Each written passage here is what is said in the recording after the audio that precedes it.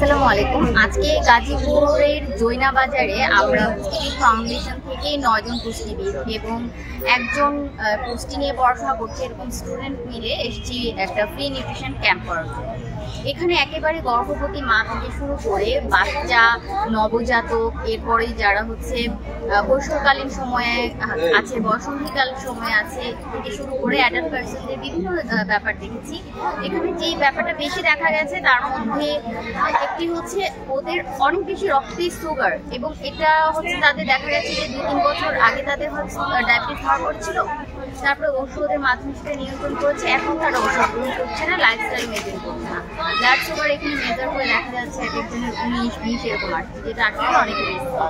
বাচ্চাদের মধ্যে অনেক বেশি দেখা গেছে অ্যানিমিয়া, এবং যারা হচ্ছে বসন্তকালীন বাচ্চা মেয়েরা আছে তাদের মধ্যে সাদা স্রাবের একটা ব্যাপার দেখা গেছে। উচ্চ রক্তচাপ নিয়ে অনেক বেশি গাফিলতি দেখা গেছে এবং তাদের মধ্যে অনেক বেশি উচ্চ রক্তচাপ আছে।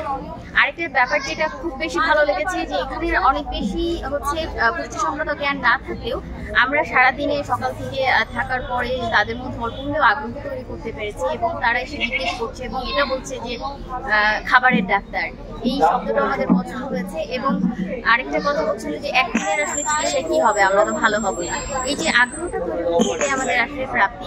পরবর্তী কোনো একটা জেলায় আবার হাজির হয়ে যাব আমাদের টিম নিয়ে, ইনশাআল্লাহ। আমাদের জন্য